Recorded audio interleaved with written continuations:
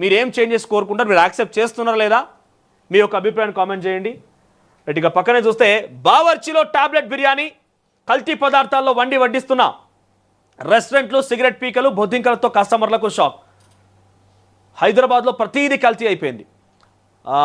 అల్లం క్వింటాలే కల్తీ, పాలు లీటర్లే కల్తీ.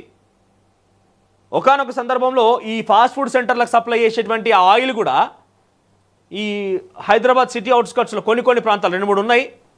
అవన్నీ జంతువుల కళేబరాలతోని, కొవ్వుతోని ఉడికించి దాని నుంచి పొట్టించినటువంటి ఒక ఆయిల్ని వాడుతున్నారట ఫాస్ట్ ఫుడ్ సెంటర్లలో, బిర్యానీ సెంటర్లలో. సో బెటర్ ఇక్కడ సజెషన్ ఏంటంటే ఆ తినే తిండేదో బుక్కెడు బువ్వేదో ఇంట్లోనే అండుకొని తింటున్నాయి. ఇక బయటకు పోయి మన అనారోగ్య పాలైపోయి ఆసుపత్రిలో పోదామన్నా కూడా ఆసుపత్రి కూడా ట్రీట్ చేయలేని పరిస్థితి.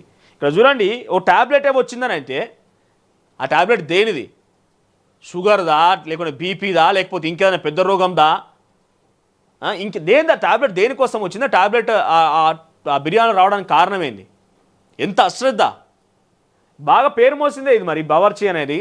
మరి ఇప్పుడు ఇటువంటి వరుస కథనాలు బయటకు వస్తున్నాయి, వరుసగా ఘటనలు జరుగుతున్నాయంటే ఆలోచించాల్సిన విషయమే. బేసిక్గా బయట తినకుండా మనల్ని కంట్రోల్ చేసుకోవడం బెటర్. ఏదో బుక్కడేసక్కడ ఇంట్లో అండుకొని తిన్న నయం, కానీ ఆ బయటికి పోయి అనారోగ్య పాలైపోయి మళ్ళీ ఆసుపత్రిలో పాలైపోయి డబ్బులు ఖర్చు పెట్టి అంత పానం పోగొట్టుకున్నారంటే ఇంట్లో తిన నయం దానికంటే. ఇక టాలీవుడ్ను ముంచిన పుష్ప, బన్నీ దెబ్బకు నిర్మాతలు అవుట్, పుష్ప తొక్కిసలాట పైన సర్కారు ఫైర్. ఇకపై రాష్ట్రంలో బెనిఫిట్ షోలు రద్దు, టికెట్ల రేట్లు